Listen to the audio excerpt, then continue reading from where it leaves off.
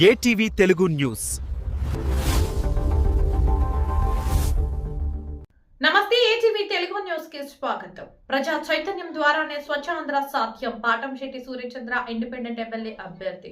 పరిసరాల పరిశుభ్రత ప్రజలందరి బాధ్యతగా భావించి ప్రతి ఒక్కరూ పరిశుభ్రత వైపు ఒక అడుగు ముందుకు వేయాలని ప్రతి కుటుంబంలో ఉన్న విద్యార్థి, ఆయా కుటుంబాల్లో ఉన్న పెద్దలందరినీ పరిసరాల పరిశుభ్రత, తడి పొడి చెత్తలు విడదీయుట, మురుగునీరు నిల్వ నీరు లేకుండా చేయుట, దోమల నిర్మూలన మొదలగు అన్ని అంశాలపై తల్లిదండ్రులను, కుటుంబ సభ్యులను చైతన్యపరిచి స్వచ్ఛతే సేవా కార్యక్రమంలో పాల్గొనేలా చేయాలని జగ్గంపేట మండలం గొల్లలగుంట హై స్కూల్ విద్యార్థులను చైతన్యపరిచారు.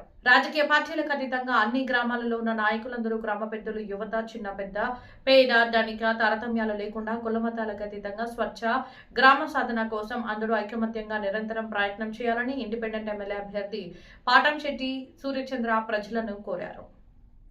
Good morning all of you. బాగున్నారా? అంతా బాగా చదువుకుంటున్నారా? బాగా ఆడుకుంటున్నారా? ఏంటి వాళ్ళ ప్రత్యేకం? ప్రతి నెల 3వ శనివారం స్వచ్ఛాంధ్ర స్వర్ణాంధ్ర. స్వచ్ఛాంధ్ర స్వర్ణాంధ్ర గురించి ఎవరు చెప్తారు? మీకు తెలిసిన సబ్జెక్టు చెప్పాలి. ఎందుకంటే మీరు చెప్పడం రావాలి మీకు. ఇప్పుడు రేపు పొద్దున్న లోకేష్ గారు రావచ్చు, ముఖ్యమంత్రి గారు రావచ్చు, ఎమ్మెల్యే గారు రావచ్చు, ఎంపీ గారు రావచ్చు. మీకు ఏం తెలుసమ్మా స్వచ్ఛాంధ్ర గురించి అంటే? మనం ఇలా చూస్తే వాళ్ళు మళ్ళీ మాస్టర్లకు చూస్తారు. వాళ్ళు అవునా కాదా? టీచర్స్ ఎందుకు చూస్తారు? వాళ్ళు మీకు చెప్తున్నారు. ఇంచుమించు ప్రతి నెల స్వచ్ఛాంధ్ర స్వర్ణాంధ్ర గురించి హెచ్ఎం గారు చెప్తారు, మీ టీచర్స్ చెప్తున్నారు. అంటే మీకు చెప్పట్లేదా అని వాళ్ళు చూస్తారు కదా. వాళ్ళు చెప్పినా కూడా మనం మాట్లాడట్లేదు. అర్థమైందమ్మా? ఎవరు చెప్తారు ఈరోజు? ఇగో మంచి పెన్ గిఫ్ట్. స్వచ్ఛాంధ్ర స్వర్ణాంధ్ర ప్రధాన లక్ష్యం ఏంటంటే అందరూ ఆరోగ్యంగా ఉండాలని. అవునా? అందరూ ఆరోగ్యంగా ఉండాలంటే ఏ రకంగా ఉంటారు? ఆరోగ్యం ఎక్కడి నుంచి వస్తుంది? పరిసరాల పరిశుభ్రత, మంచి ఆరోగ్యకరమైన ఆహారం, తద్వారా మంచి ఆరోగ్యం. అవునా? మరి పరిసరాల పరిశుభ్రత అంటే మన ఇల్లు, మన పడుకునే గది ఎంత పరిశుభ్రంగా ఉంటుందో పరిసరాలు కూడా అంత పరిశుభ్రంగా ఉండాలన్నది ఆ ఉద్దేశం. ఇప్పుడు మన ఇల్లు మనం ఏం చేస్తాం? అమ్మ లేచిన వెంటనే ఏం చేస్తుంది? బెడ్రూము, గదులు, గుమ్మం అన్ని తుడిచేసి, వాకలు కూడా తుడిచేసి, కొంచెం కళ్ళపేయడమో లేకపోతే శుభ్రం తుడిచేసి చేస్తారు. సాధారణంగా కొంచెం మంది ఏం చేస్తారు? ఆ తుడిచేసిన చెత్త అంతా ఏం చేస్తారు? కొంచెం మంది డస్ట్బిన్ లో కొంచెం మంది వేస్తారు, కొంచెం మంది ఆ చెత్త అంతా మళ్ళీ చాట్లోకి ఎత్తేసి ఆ గోడవరికి వెళ్ళి మళ్ళీ బయట వేసేస్తారు. అవునా? అప్పుడు బయట ఏముంటది? చిన్న కాలం ఉంటది, డ్రైనేజ్.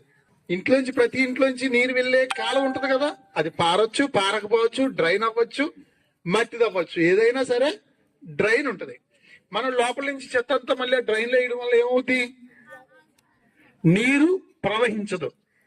ప్రవహించని నీటిలో, మురికి నీటిలో చెత్త ఎక్కువ ఉన్న కాడ ఏం పెరుగుతాయి? బాగా దోమలు పెరుగుతాయి. ఆ దోమలు ఏం చేస్తాయి?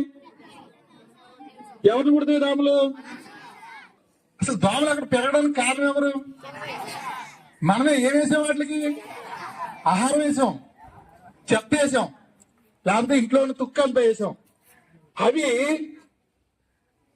ఈ ఇంటి యజమాని నాకు బాగా చెత్త కాలంలో నీరు పారకుండా నేను పెరగడానికి, గుడ్లు పెట్టడానికి, పిల్లల్ని పెరగడానికి నాకు చెత్త బాగా వేశారు, వీళ్ళు చాలా మంచోళ్ళు నేను అని మిమ్మల్ని కానీ, మీ అమ్మని కానీ, నాన్న కానీ, తమ్ముని కానీ, అన్నయ్యని కానీ, చెల్లిని కానీ ఎవరిని కొట్టకుండా వీళ్ళు చాలా మంచోళ్ళు కాదని దూరంగా వెళ్ళి వేరే వాళ్ళని కొడతాయా? మనల్ని కొడతాయా? మళ్ళీ కొడతాయట. అవి విశ్వాసం ఉండదు, వాటికి ఉండదు. అవి దోమ ఎక్కడికో వెళ్ళి ఎవరినో కొట్టదు. మనం ఆ దోమలు పెరగడానికి పెంచి పోషించిన మనల్ని కొడుతుంది ముందు ఫస్ట్. అది మీరందరూ తల్లిదండ్రులకు చెప్పాలి. అమ్మ, చెత్త ఉండడం వల్ల దోమలు మనల్ని కొడతాయి, ఎక్కడికో వెళ్ళవయ్యి, ఎవరు అందుబాటులో ఉంటే వాళ్ళనే కొడతాయి.